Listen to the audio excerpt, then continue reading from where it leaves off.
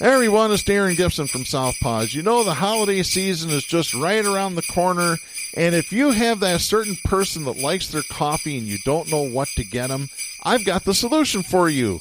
A Southpaws coffee cup. That's right. We've had our own coffee cups for a number of years now. They're made of thick ceramic, so it keeps your coffee or your hot chocolate hot. They're made 100% in the U.S. with union labor. Get them for $15 plus shipping by sending your name, address, and phone number to southpawsradio@gmail.com, and I'll get a hold of you. Make sure you hook up those special people in your life with merchandise from Southpaws and help support independent media and the First Amendment. For the hardest-hitting show in talk radio, the true progressive voice since 2012. This is Southpaws.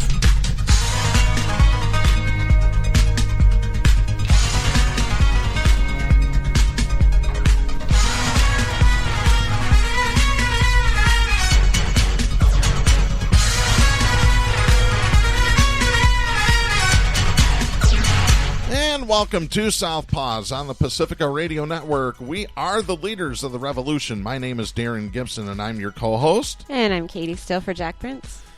Well, it must be Friday the 13th, November 13th, 2020, because this is the second take of the show because we had an issue at the start of recording the first file, so we'll see if we can get through with any more problems. I don't know. Yeah, hopefully they're all that easy and nothing on the news. Yeah, hopefully all the gremlins have left the computer, at least until I'm able to get back to the library. And by the way, I might as well enjoy the library today because it was announced on the local news last night that Kent District Library is going back to curbside only because there's too many people with coronavirus. Folks, wear your mask and shut up. Yep. And go out and advocate for those homeless people that, don't have a mask or a home because they need a warm place to sleep. And when the library is closed, they don't got anywhere to go. Exactly. Well, we've got a lot to talk about today. And before we get to our topics, some reminders. You can follow us on social media all over the place. You can go to facebook.com/Southpaws Radio Show. At least you can go see the show there. You won't see me posting because the assholes of Facebook banned me for 7 days yet again because they're a bunch of censorship Nazis. So, once again, Facebook. Yeah, they don't have any respect for our First Amendment rights. Nope. You can also follow us on Twitter, and that's where I've been doing a little bit of posting. Go to twitter.com/Southpaws Radio. You can follow us on Tumblr, southpawsradioshow.tumblr.com. You can find us on YouTube by doing a search for Southpaws Radio. More importantly, you can become a patron of the show by going to patreon.com/Southpaws Radio. You can listen to the show anytime you like at Spreaker.com. Do a search for Southpaws there. You can also listen at Stitcher.com. Do a search for Southpaws there as well. We're on Apple Podcasts by doing a search for Southpaws. Once you found our logo, you found us. Links to our podcast are sent to Facebook, Twitter, Tumblr, and YouTube. You can listen to us at Global Community Radio Channel 1. We're on every Saturday at 11 p.m. And you can listen to us on great Pacifica stations across the country, including KCEI-FM, Taos, New Mexico, and KZGM in Kabul, Missouri. So let's get on to our wonderful topics today. As we were going to air today, NBC News and I believe the rest of the corporate media have finally called Arizona for Joe Biden. Biden now at 290 electoral votes versus Trump's 217. They called Alaska yesterday for Trump.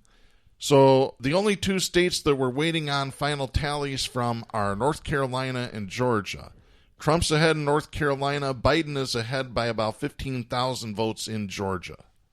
So Georgia might turn blue for the first time in ages. I'm starting to think we're all purple. Mm-hmm. We're all purple because the only people that have any stake in left or right now, aside from, their own competitive spirits are the very rich, and the rest of us are just purple. We just want to survive. Unfortunately, they've brainwashed the masses into thinking, "Oh, we're for you, we're for you." Mm-hmm. The Republicans tell their supporters, and Trump for that matter, "We're for you. We're on your side." No, you're not. Did you see the sign that says Trump 2020? Promises made, promises kept. That is a campaign sign for him. Like, I've seen that. Yeah, there's my thoughts on that campaign sign right there. Yeah, I was like, it couldn't be more wrong. Oh, no, I've seen the flags that say Trump 2020, no more bullshit. I've seen Trump 2020, f*** your feelings. Mm-hmm. It's like these people are just out of their friggin' minds. They really are. Yeah, violent mean. Conservatives. As I've said before on the show, and I'm gonna double down on it. All conservatives are violent. Period. End of story. Yeah, and half the liberals. If you support them, you're violent. Mm-hmm. Yeah, that includes your uncle that listens to Fox Propaganda Channel too. Yep. All of you, you're all violent. Matter of fact, here's the source of the violence. I have this story. This is from The Guardian. Julian Borger writes this. Extreme Republican partisans have been installed in important roles in the Pentagon following the summary dismissal of the Defense Secretary Mark Esper at a time Donald Trump is refusing to accept his election defeat. Democrats immediately demanded explanations for the 11th hour personnel changes and warned that the U.S. was entering dangerous, uncharted territory with the reshuffling of key national security roles during a presidential transition. However, defense experts argued there was little the new Trump appointees could do to use their positions to Trump's advantage, given the firm refusal of the uniformed armed services to get involved in domestic politics. Help me out here. I'm sorry to interrupt, but I need to understand. The firm refusal of the uniformed armed forces is referring to whose firm refusal? I would assume that would be the enlisted, and it would be any long-term generals that are in the Pentagon that haven't been replaced by Trump or have quit because they're sick of Trump. So the people they're referring to that will refuse are in a position where they could be replaced by Trump. Number one, that's still a possibility. Mm-hmm. Number two, we already know from looking at the voting totals that almost half of America voted for Trump. Yeah. And a hell of a lot of those people were military. So I guess I'm trying to understand why anybody in the press or even in the government would assume that there's enough of them that are going to stop this. And assuming that and basing all of our safety on it, I just don't get it. I thought I heard a story that about 80% of the military voted Biden because they realize how dangerous Trump is. And I could see that being a possibility. And I have family members that are veterans that were completely against Trump. So I understand they're out there. Mm-hmm. But I'm not willing to bank on not turning into a fascist dictatorship on that. You know what I mean? Like, could I get something more here? Yeah, exactly. Anthony Tata, a retired Army brigadier general, novelist, and Fox Propaganda Channel commentator who called Barack Obama a terrorist leader, has taken control of the Pentagon's policy department following the resignation of the acting Undersecretary of Defense for Policy, James Anderson. Tata had been unable to win Senate confirmation after old tweets surfaced in which he expressed virulent Islamophobic views. Here's who else they've put in. Kash Patel, a former Republican congressional aide who played a key role, it says lead role, might as well say key role, same thing, in a campaign to discredit the investigation into Russian election meddling, he has been made chief of staff to the new Defense Secretary, Chris Miller.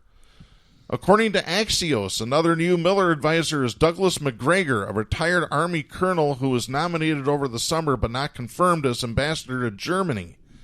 McGregor has referred to immigrants to Europe as Muslim invaders, has advocated shooting illegal immigrants on the U.S. border, and promoted a range of white nationalist conspiracy theories. He advocated a fast withdrawal from Afghanistan and has said the U.S. should, quote, not rush hundreds of thousands of troops to the Polish border to deal with the Russians, end of quote. The Undersecretary of Defense for Intelligence, Vice Admiral Joseph Kernan, a retired Navy SEAL, was also reported to have resigned Tuesday. He was replaced by Ezra Cohen Watnick, a former aide to Michael Flynn. Trump's first national security advisor who pleaded guilty to perjury.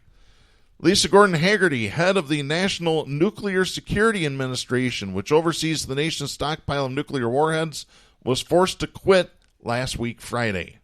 The fate of CIA Director Gina Haspel is also in question. However, in a show of support, Senate Majority Leader Mitch McConnell invited Haspel to his office Tuesday. Republican Senator John Cornyn tweeted this, quote, "Intelligence should not be partisan," end of quote.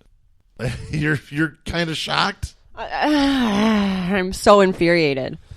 Well, Cornyn got attacked on Twitter by Donald Trump Jr., who asked if he or other Republicans backing Haspel had, quote, actually discussed this with anyone in the administration who actually works with her, or are you just taking a trained liar's word for it on everything, end of quote. A trained liar. Yeah, Donald Trump Jr. ought to take a look in the mirror if he wants to see a trained liar. Yeah, that's what I'm saying. Like, it takes one to know one, so. By the way, did you see, there was a story that came out, I believe Inside Edition reported on it, I think on Monday or Tuesday of this week. Apparently, Donald Trump Jr. and his new girlfriend, Kimberly Guilfoyle, the former Fox propaganda talking mouth, they want to take over the GOP. Oh, I'm not shocked. Uh-huh. No, they've already said that when Trump's out of office, that's basically what he's going to do. Let me ask you this. You think the hardcore Republicans are going to allow that to happen? Do you think the owners of the party are going to allow that to happen? I do. Do you know why? Why? Because Trump burned down their party. Because they can't even pretend not to be racist now, and everybody's calling for 3 parties. So I absolutely believe that they will let Trump run away with the GOP, and they will be the new third party, and it will be worse than the GOP. And the GOP will just be like a side fodder comedy show that keeps everybody really busy while the oligarchs are actually doing the real work. Or if they do take over the GOP, then the moderates will just become Democrats and will push them further to the right than what they already are. You already see what's happening. If you really think about the landscape and where it's heading, I really feel like that's totally possible. We're going to have those completely different extremes, and the majority will be in a scarier party even. Yeah, I was telling Jack Prince within the last week or so, I said it's high time the progressives need to get out of the Democratic Party. It's time to form your own party, the Progressive Party. Why not?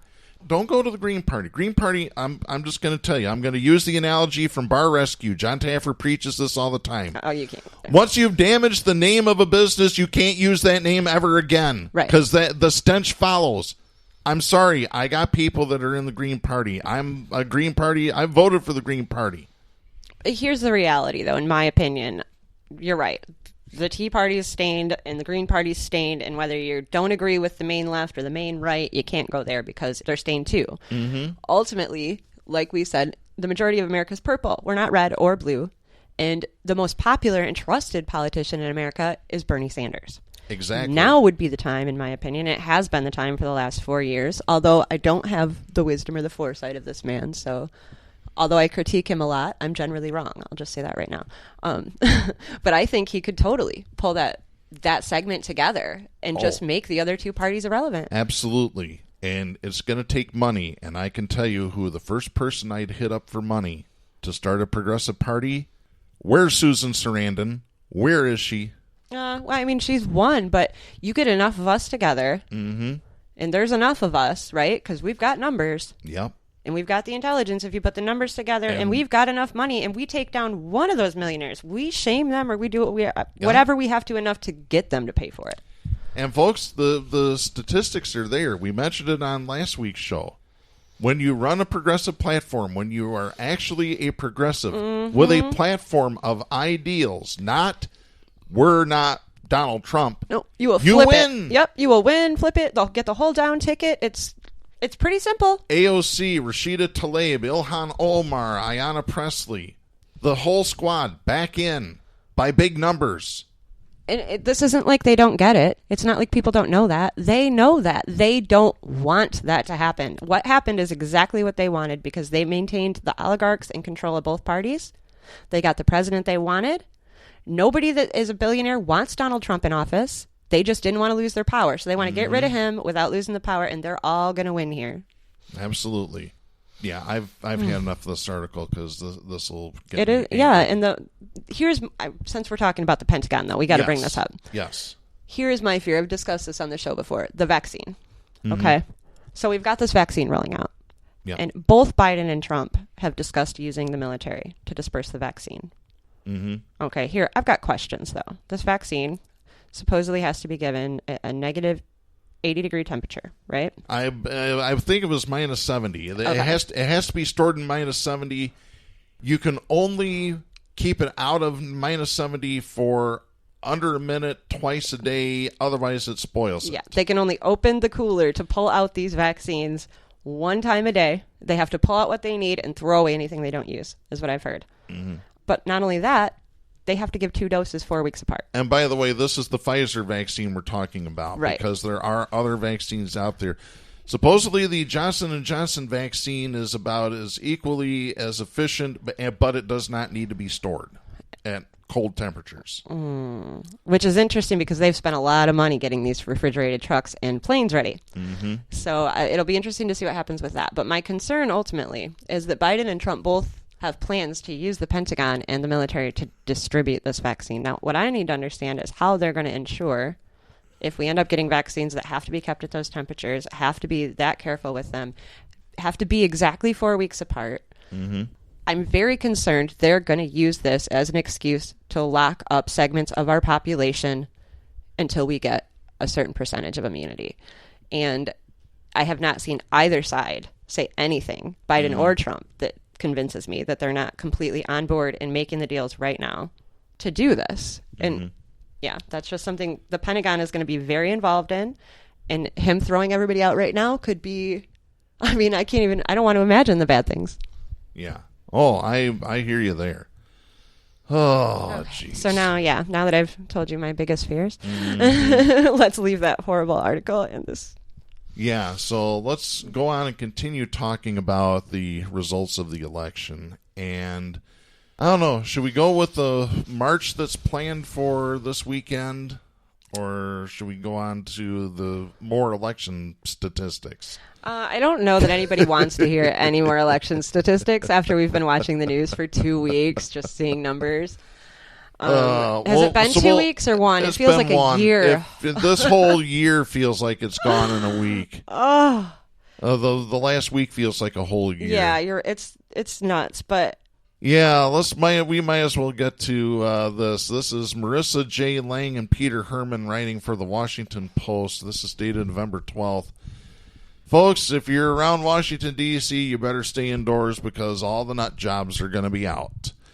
Demonstrations in support of Donald Trump's refusal to accept the results of the presidential election will descend on downtown Washington this weekend.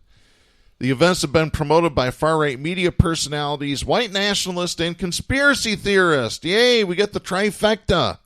Some of them, you get the trifecta in just one person. Yeah. Several of whom announced plans to attend. Counter-demonstrations organized by anti-fascist and anti-racism groups are being planned nearby. The rallies, which include a Women for Trump event. Oh, God. Don't even get me started. Don't even. Because I'll say the word that got me a 7-day ban on Facebook.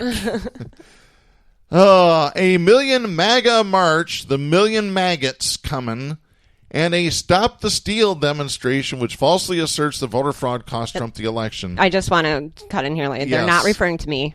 Yeah. they're not saying stop Katy Steele. No. You don't want to do that. Stop the Steal. That's good. I never thought about that. That's really good.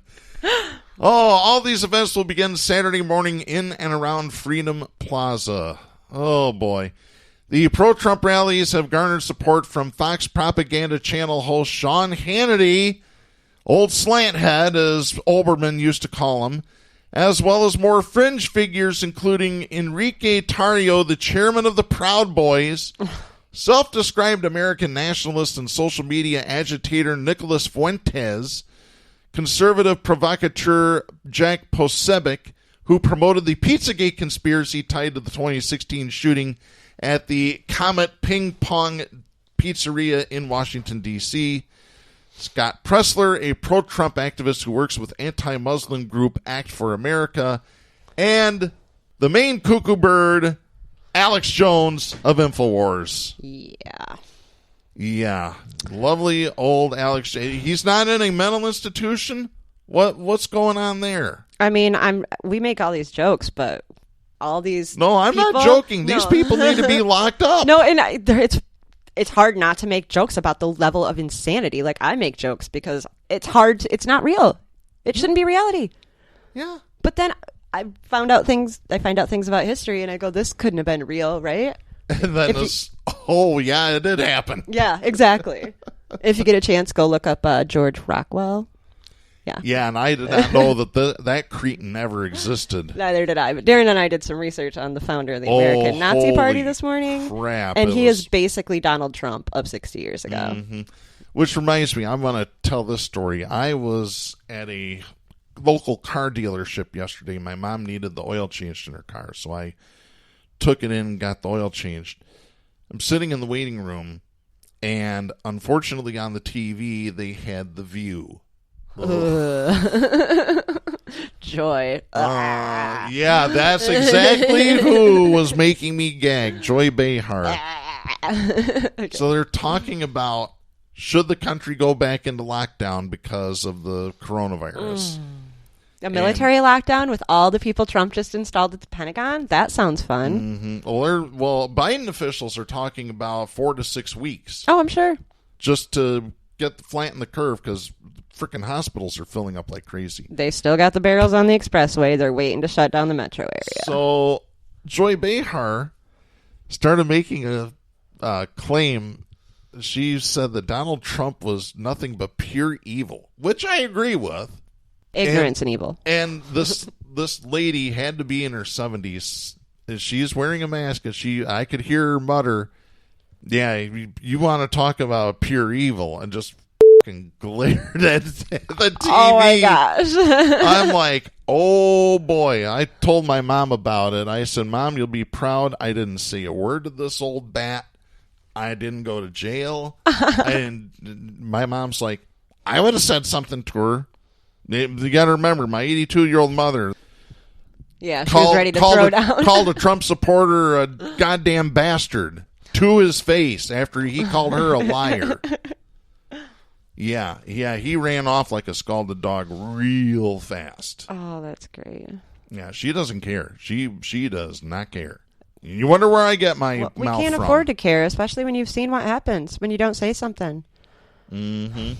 Alex Jones has said that he is leading a Stop the Steal caravan from Texas that is expected to arrive Friday night in the nation's capital. I'm taking their whole logo or their whole slogan. I don't care. Yeah. I'm going to skip down a little bit here. Neither D.C. Police nor the National Park Service have issued permits for the demonstrations, although the Park Service is processing a permit application for Women for America First, a pro-Trump group that has advertised Stop the Steal rallies on its social pages. It estimated in a permit application about 50 people would attend this event. 50 people. We all know that's not the case now because they're nationally advertising it on mainstream news. So they are going to definitely pack people in there. Well, they're going to try anyway. We'll see. I'm hoping the people have finally woken up to this nightmare and said, "Why did I support this moron?" I don't know that they have, though.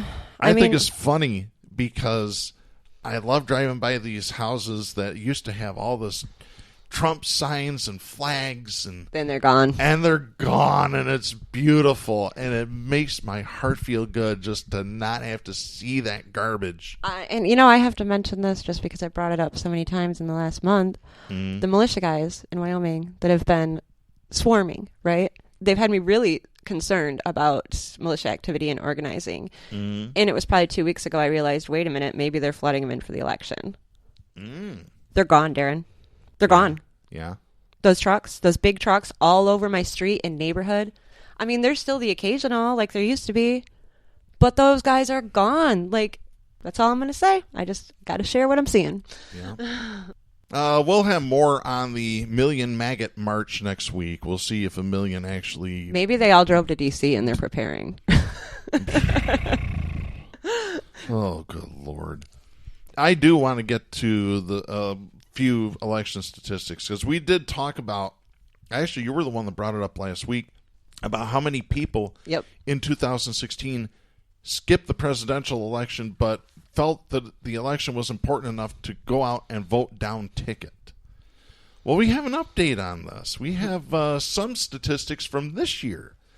This is Josh Salmon, Matt Wynn, and Dinah Voiles-Pulver writing for USA Today. This was dated November the 11th. And I'm just going to skip around a little bit because they talked to a woman from a Philadelphia suburb who skipped the presidential election this year. I believe she voted in 16, but she did not vote in 20. She said that she didn't support Trump's policies on social issues and erratic behavior, but she was worried that Biden was too old and she was not a fan of Kamala Harris. Racism maybe a little bit in there? I don't know. Yeah. All right, so according to a USA Today analysis of unofficial results in Arizona, North Carolina, Nevada, and Michigan, up to 40,000 voters in each of those states opted for none of the above when it came to the president. In the state of Michigan, it was just under 40. We had talked on this show for years and years and years.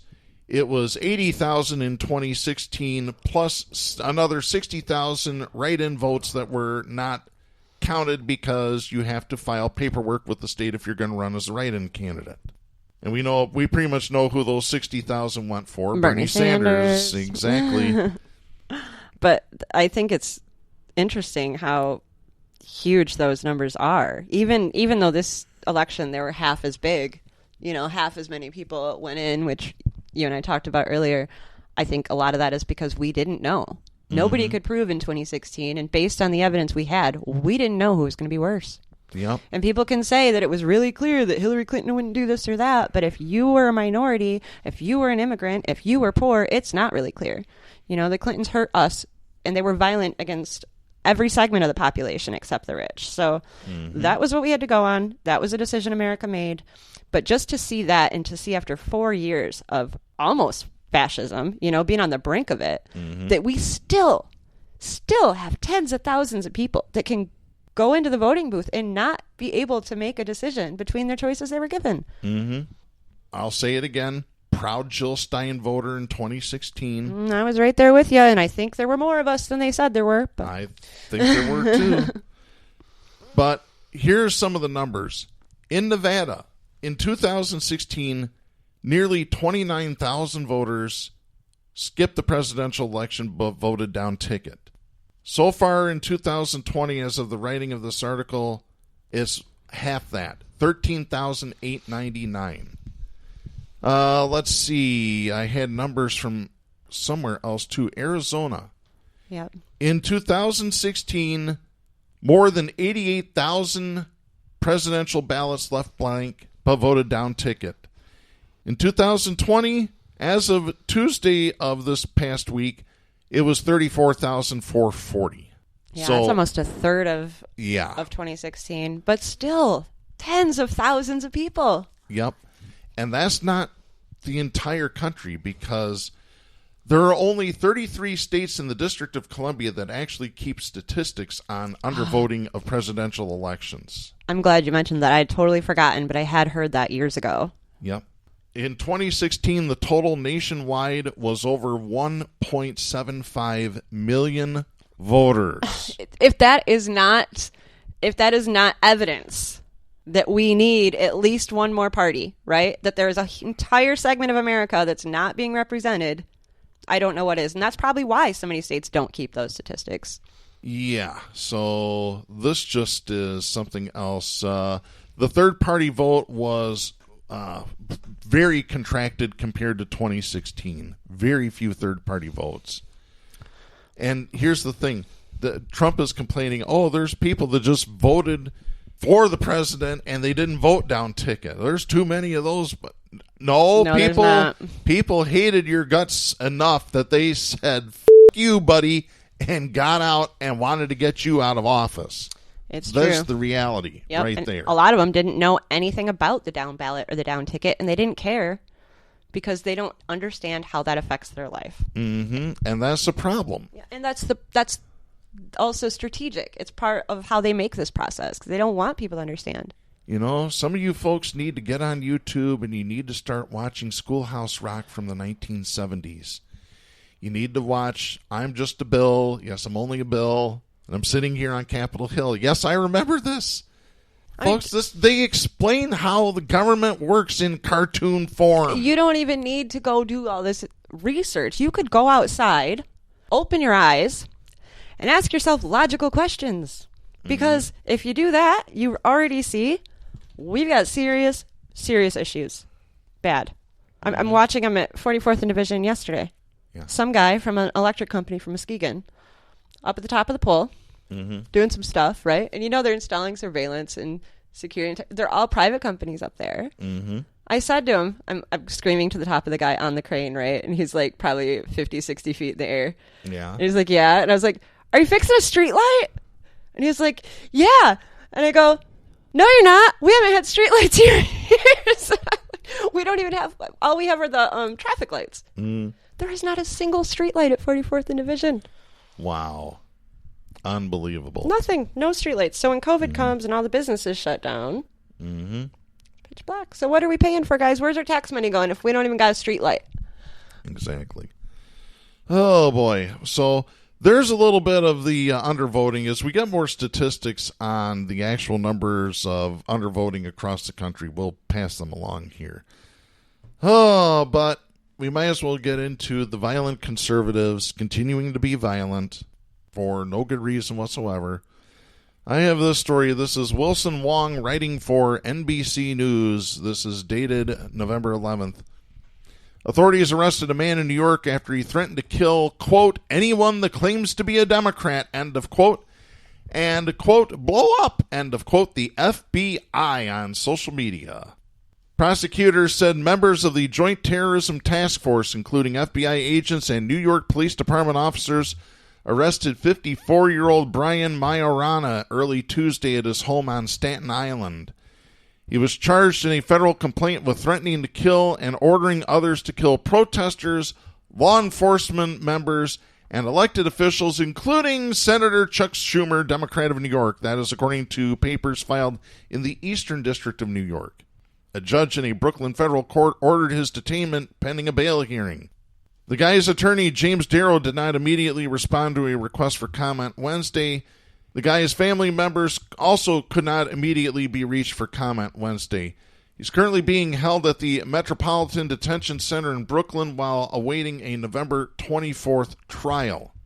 Acting U.S. Attorney Seth Ducharme said, quote, the Department of Justice will not stand idly by when people like the defendant allegedly threaten to kill elected officials, lawful protesters, and law enforcement simply because of animus toward the outcome of an election.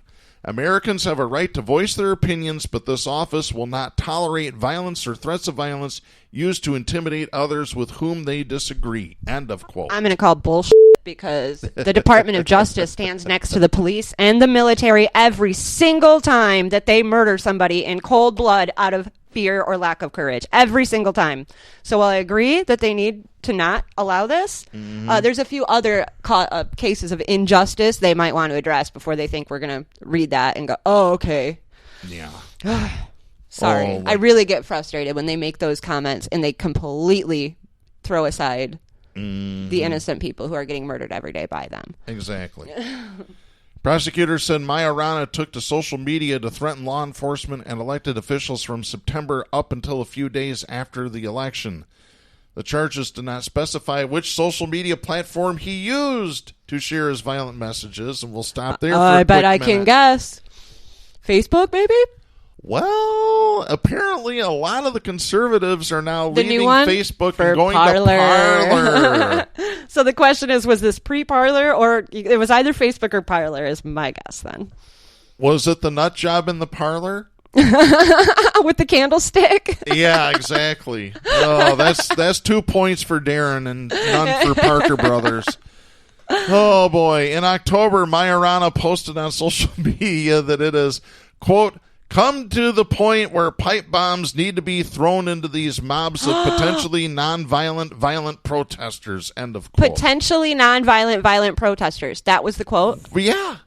potentially nonviolent, violent protesters. What does that even mean? That means everybody that we want to kill.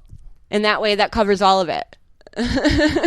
How can you be nonviolent and violent at the same time? That's what potentially nonviolent, but violent. Like, they have the potential to be nonviolent, but they're not. They're violent. I bet they forgot to put the quotation marks in for nonviolent. Oh, God. On November 5th, as officials continued to count ballots, Majorana said, quote, "Carnage needs to come in the form of extermination of anyone that claims to be a Democrat." End of quote. Extermination? Mm-hmm. That included family members. That's according to court documents. This is what Trump says, though. Mm-hmm. He talks about how you got to take out the terrorists and their family members. Yeah, the media is the enemy. You need to take out the enemy. That's what Trump has said. Oh, my gosh. And people are just like, yeah, well, it's just a coup, but don't worry because we have Schumer and Pelosi. Okay, but they want to kill them. So what are we going to do? Yeah. 3 days later, after media organizations projected Joe Biden as president-elect, Majorana added, quote, "The Turner Diaries must come to life," end of quote. The Turner Diaries is a reference to a 1978 novel about a violent coup of the U.S. government that culminated in a nuclear and race war where all non-white people were exterminated. And I believe the Turner Diaries was made into a movie a few years ago, wasn't it? I am not sure, but I'm going to look it up because I have not seen or read the Turner Diaries. Yeah. The anti-government novel has been an oft-cited influence among white nationalist and neo-Nazi groups, as well as an inspiration for acts of terrorism, including the 1995 Oklahoma City bombing. Ah, okay, that makes sense then. Yeah. Yeah, I was honestly just reading about Jim Jones recently. And the Kool-Aid and all this stuff. That's another nut job. I heard about it through my uncle, which I've done a lot of studying of history. So the fact that I've so many of these stories that are so, important to where we ended up, that I didn't know them is really embarrassing to me. But I'm saying it out loud because I want you guys to know in case you don't. Yeah. By the way, Jim Jones and his followers murdered a sitting member of Congress. Okay, I don't know if I even got to that part. You need to get to that part. I believe there might be footage. Wow. There might be footage of them actually attacking the plane. No, you're right. I did read that part. He was the one that he escorted people down there because he was going to show people what was going on. And it was when he went to leave with 4 or 5 people who were trying to leave the cult. They gunned down all of them. I did read that. And then they convinced everybody to drink the Kool-Aid, and it killed 1,000 people or something. It's nuts. Yeah. My uncle, who was a Marine, actually posted and asked me if people had forgotten. Well, he asked everybody on Facebook, and I didn't tell him this, but I had never heard of it. So yeah. Yeah, it's funny. The phrase "drink the Kool-Aid" came from that, but it wasn't actually Kool-Aid. It was Flavor Aid, which is a knockoff of Kool-Aid. That's what I wondered, too. I'm like, who is it at Kool-Aid that helped manipulate that? Yeah. No, that was a knockoff. No, that makes sense. They had the similar logos, I think. Task force members found a semi-automatic pistol in their home raid, prosecutors allege, but Majorana was prohibited from owning firearms in New York after he was convicted of sexual assault in 2007. So not only is he violent... Rapist. Great. Yep, exactly. Hey, find that man, shoot him in the nuts. You got it? Right in the balls. Perfect Trump supporter. Really? He's following his leader. Perfect. And then we got another example of violent conservatives. This is Bill Hutchinson writing for ABC News. This is dated November 9th. An Arkansas police chief has resigned after admitting to authoring several social media posts in which he advocated for violence against Marxist Democrats. Ooh. Oh, my gosh. Lang Holland, who had been the chief of police in Marshall, Arkansas, resigned Saturday after he was confronted by the city's mayor about a series of derogatory posts made under his name on a conservative social media site. Oh, must have been Parler. There's only one conservative social media site, right? Apparently, they're also fleeing to MeWe as well. I got a feeling MeWe might shut them down, though. To be honest, I feel like if enough people leave Facebook, they're going to shut everything down so that we all come back to one spot. Oh, God.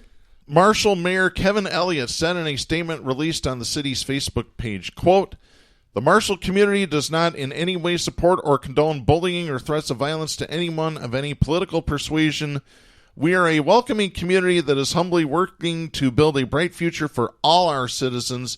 Mr. Holland is no longer employed with the city. End of quote. Oh.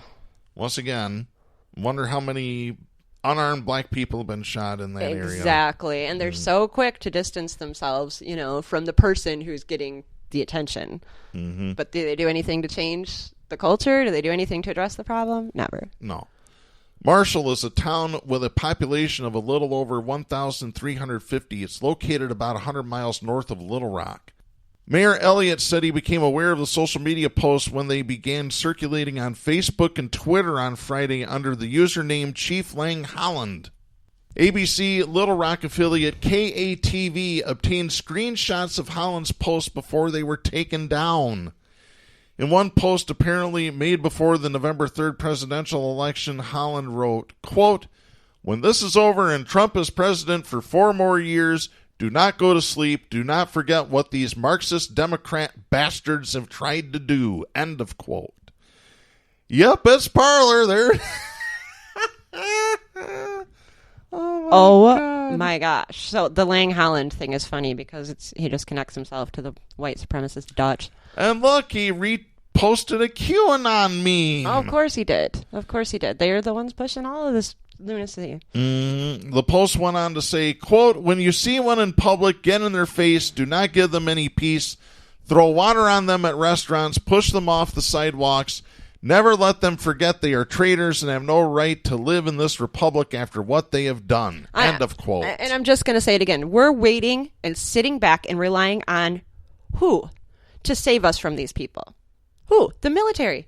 Mm-hmm. The same military that honorably discharged the leader of the American Nazi Party. Back in the 1950s. In the 1950s. Absolutely. The Hitler-worshipping, Holocaust-denying leader of the American Nazi Party was honorably discharged by the agency that we are banking on protecting us right now. And let's remind listeners again of a story you mentioned about 2 or 3 weeks ago on this show, where a white supremacist group is actively recruiting people to join their group. Who are they recruiting? From the military. Military. And police. Current and former military. And what police. did the Department of Defense say when they were questioned on this act? They said that basically nobody would be removed simply from being one of the members of these groups. They would have to actually commit crimes. They would have to be active. Active in these groups, committing active crimes, meaning they would have to be caught, which, when are they caught? Their friends don't catch them. Mm-hmm. In another post, Holland wrote, quote, "Death to Marxist Democrats, take no prisoners, leave no survivors." End of quote. Marxist Democrats. Yeah. Okay, that was the other thing I found interesting when reading about the founder of the American Nazi Party. Mm-hmm. He studied Marxism, okay? And this was something that they, of course, put in his bio because that's what they do. They attach socialism and Marxism and Leninism, everything they can to, the progressive radicals, even though the people that have seized on the extremities there and gotten violent have always been right-wing conservatives. Yes. The FBI even says right-wing conservatism is a threat to the country. They've said it. Okay. Efforts by ABC News to reach Holland for comment on Monday were unsuccessful. KATV reported that in now deleted post, Holland had encouraged people to burn and smash Democrats' homes and run them out of the country. According to KATV, Holland also made posts calling transgender people, quote, "mentally defective and perverted freaks," end of quote. Lovely. After the controversy over the post erupted, Holland allegedly responded under another user account with the username The Real Chief, denying he was the author of the initial post and writing, quote, "I am not an ignorant, violent, racist Trump disciple like I have been depicted," end of quote. So he's trying to cover his own I'm going to need some evidence of that. I haven't seen any. So he uses a sock puppet account to cover his ass. Unbelievable. Yeah, these people can't even back up themselves. That's the thing. Like, the level of hypocrisy is... They can't even stand by their own damn opinion. Mm-hmm. In a statement to the Arkansas Democrat Gazette of Little Rock, Governor Asa Hutchinson slammed Holland's post as dangerous and called for his ouster. Earlier this year, Holland made national news by releasing a statement criticizing Hutchinson's statewide mask mandate as, quote, a very large overreach of the powers, end of quote, by the state government, and he refused to enforce the mandate. God, does this sound like Darlifa down in Berry County, Michigan? Awful lot like that guy. I bet they know each other. Oh, probably. I bet they're part of the same group. Yep, I was just going to say. I bet we could even figure that out. I might have to look into it later. Yeah, absolutely. And then we've got an update on the terrorist plot to kidnap and murder Michigan Governor Gretchen Whitmer. And, of course, this one has got to be, again, referring to this jewel of trash that was a block or so away from my home in Wyoming, living in the basement of a vacuum store, right? Mm-hmm. Okay. This is Lee DeVito writing for the Detroit Metro Times. This is dated November 12th. I love how they start out the story. Remember 1,000 years ago in December of 2019 when everyone was afraid that the Grizzly Joker could inspire mass shootings? New details from the alleged domestic terrorist plot to murder Governor Gretchen Whitmer seem like something straight out of the film. According to new details from the Michigan Attorney General's office and first reported by the Detroit Free Press, the accused ringleader of the thwarted plot, 37-year-old Adam Fox of Grand Rapids, wanted to perform the executions on television. According to a brief, Fox discussed the plans during a Second Amendment rally outside the Capitol building in Lansing on June 18th, where he proposed two options. One was to recruit 200 men to storm the Capitol while, they say Congress, they meant the legislature, was in session, take hostages and execute them on television over the course of a week. The other plan was to storm the Capitol while the legislature was in session and set fire to the building. The brief contained other details, including the collaborator, 42-year-old Pete Musico of Munich, claimed to have thrown a Molotov cocktail in a police officer's home and tried to get a Michigan State Police trooper to touch him at a rally at the Michigan State Capitol. Could you even imagine a black person trying to get a Michigan State Police trooper to touch them? Yeah. I'm sorry. Just go ahead. Yeah. Another collaborator, the militia group Wolverine Watchmen, also had a private Facebook group for Mujahideen only. They've got it spelled Mujahideen. I think they meant to pronounce it as Mujahideen. It's a play on the term Mujahideen, or guerrilla fighters in Islamic countries, and a reference to the Boogaloo, the second civil war anticipated by the Boogaloo Boys. Private Facebook groups have been linked to the alleged domestic terrorist plot. After the Detroit Metro Times reported on violent rhetoric against the governor in private Facebook groups, Whitmer wrote an open letter to Facebook CEO Mark Zuckerberg pleading for the company to do a better job of enforcing its own terms of use barring hate speech. That's why you got banned, Darren. I've never seen that. I didn't realize she wrote them an open letter. Oh, so it's Governor Whitmer the cause. Yeah, she got you banned. Well, Gretch, you'll have to discuss that with her next time. Next time I see her, be like, Gretch, I wasn't the one that said "f*** off" to you. So no, it was the people that were coming for us. So yeah, so oh boy, let's see. Fox faces up to life in prison for the federal kidnapping charges. Musico was released on bond on October 30th with a GPS tether. 14 other men have been charged in connection to the plot. Released on bond. Yes. Somebody paid his bond. Released on Musico. Bond. Yeah. He's the one who claimed to have thrown the Molotov cocktail in the police officer's home. Yeah. So they went ahead and released him on bond. Because Isn't white guys can lovely? actually Molotov cocktail a cop's house and get arrested non-violently and released on bond. Mm-hmm. It's just lovely, isn't it? Can't make it up. Oh, man. And I tell you what, we might as well just get right into our next segment here. I actually thought about not doing a Hammer Time segment today, but I found a great story and I need to do it. Stop! Hammer Time! Yeah, it's Hammer Time. It's time to drop the hammer on the douche bag of the week. Boy, have we got a dandy for you this time around.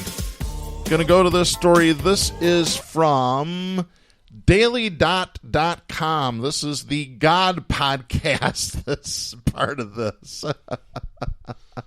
This is dated November 11th. A tow truck driver who allegedly refused to help a stranded customer due to his car sporting a Joe Biden bumper sticker is suffering the professional consequences after video of the incident went viral. Oh, my. Nate Estes did what many people do when they wind up stranded on the side of the road. He called AAA. AAA then called their contracted tow service, and that company sent a driver out to help him and his friend out. When the tow truck driver saw Nate's bumper sticker, he decided to leave them there. Nate didn't capture the moment where the man refused to help him, but footage uploaded to TikTok shows the tow truck driver wordlessly taking off his jacket and getting back into his car as Nate and his friend both record. On the since-deleted TikTok video, Nate's caption says, quote, "Hi, don't know this man's name, but he refused service to us for our Biden bumper sticker and tried to run us over shortly after this video." End of quote. Though he didn't get the man's name, Nate did manage to get a shot of the license plate, and the name of the company, Rivers Edge Automotive and Towing, was clear on the side of the truck. The idea of a tow truck driver being so willing to abandon a customer on the side of the road over a bumper sticker that merely expressed support for a political candidate is horrifying. People were not keen on letting this incident go unnoticed. So Twitter went into action and started flooding AAA. Well, and AAA should be the one flooded because this is not the only racist company that they're contracting out with. Mm-hmm. If I had to bet, they probably researched to make sure these companies are racist because yeah, that's how it tends to work. In a series of tweets, the Oregon-Idaho division of AAA confirmed that they would no longer be working with the driver involved and said that Rivers Edge Automotive and Towing had disciplined him in some way. Mm-hmm. They then later posted an update saying the Rivers Edge Automotive and Towing driver will no longer be working with AAA. We deeply regret the experience and inconvenience to the member. We are committed to providing a safe and welcoming experience for our members. So he's not fired from Rivers Edge. Mm-hmm. He's fired from AAA. So AAA is just not going to let him tow for their contracts. That's what's happening. That's here. what it sounds like here. That's pretty damn pathetic, but that's America and that's oligarchy because yeah, so frustrating, unbelievable.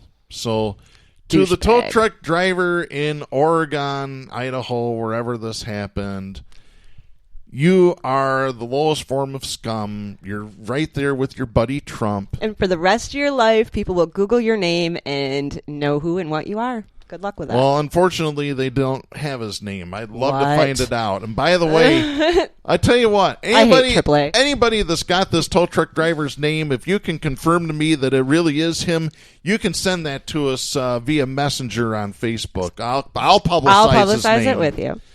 Yep. So to the anonymous tow truck driver, we have this message for you. Don't be a douchebag. Yep, that's right. Hey, buddy. Stop being a douchebag. Stop being a racist. Well, I'm not. I don't know if you're a racist, but you support a racist. You're a racist. So there you go. If you support a racist to the point where you're not going to tow some people that need some help, you are racist. Yeah. You are an awful human being. And I want to get to this story here. It's very rare that we go to Popular Mechanics for a story, but this involves the military, and this should scare the hell out of you folks. Whoa. I hadn't seen the headline until right now, but it does scare the hell out of me. This is Kyle Mizukami writing for Popular Mechanics. This is dated November the 11th. The United States Air Force envisions placing laser weapon systems on fighter jets by the mid-2020s. The service is banking on a defense contractor's Shield laser system, a pod-mounted laser that will protect fighters from incoming missiles. The system will likely be used at first anyway to protect older fighters that can't take advantage of stealth to hide from the enemy. How does stealth hide you from the enemy? The radar. They can't. They can't be detected by radar, but they could still see them, right? Yes. Okay. Yeah. It seems like if they've got even a drone camera up there, everybody would see them, so that doesn't seem stealthy, but okay. Mm-hmm. The system is called SHIELD, or Self-Protect High Energy Laser Demonstrator. National Defense reports SHIELD is a pod-mounted laser developed by Lockheed Martin on behalf of the Air Force Research Laboratory. Mounted on the fuselage or wing of a fighter jet, SHIELD could shoot down incoming air-to-air and surface-to-air missiles. Today's fighter jets are largely limited to passive defenses against incoming missiles, including taking evasive action, launching flares, or spreading strips of aluminum foil known as chaff to confuse a missile guided by radar. I didn't know that I knew about the flares, I knew about the evasive, I didn't know about the aluminum foil strips. Oh, wow. Isn't that something? Just a few sheets of Reynolds wrap thrown out the plane. And I don't want to know what that means for, death rays on an airplane. Like, if you could shoot an incoming missile to save yourself, couldn't you shoot something you accidentally misidentified for an incoming missile? Absolutely. Or maybe just randomly shoot because you're broken? Or, like, these things can go wrong here, folks. Come on. This is terrifying. A laser would be the first real active anti-missile defense in the world of air combat, actively trying to shoot a missile down. So, SHIELD is a pod-mounted system, meaning it will take up a station on a fighter jet typically reserved for bombs, missiles, or sensor pods. That makes it a bad fit for stealthy aircraft, including the F-22 Raptor or the F-35 Joint Strike Fighter. They brought up the F-35, Darren. The $500 million plane that can't fly. Yeah, I was going to say, isn't it like trillion? I think it's trillions. In the billions. And the plane can't fly. No, can't fly. It's been like in development for decades or something. It's pretty embarrassing to the U.S. military. Yep. So the stealth planes won't get this technology because it'll interfere with the stealthiness. Instead, SHIELD will likely go on fighters unable to hide from their adversaries, including the Air Force F-15E, the F-15C, and the new F-15EX Eagle fighters, F-16 Fighting Falcons, and perhaps even an A-10C Warthog attack jet. You know who we really need to get on the show to talk about this, who would absolutely nerd out, is our old buddy Wayne Bush in Oklahoma City. He's a retired Air Force personnel. How do we get a hold of him? Because I need his intel. I want to hear what he's got. Yeah, he'll hear this show and he'll get a hold of me. So. I hope so. Please do, Wayne, because I got questions. Yeah. Yep, he's been a guest on the show many, many years ago. I went to high school with him. So. Nice. Yeah, so trading the ability to carry one or more missile or bomb for a laser that could shoot down many incoming missiles is a no-brainer. SHIELD, paired with existing chaff and flare defenses, could very well someday be controlled. This is what scares me.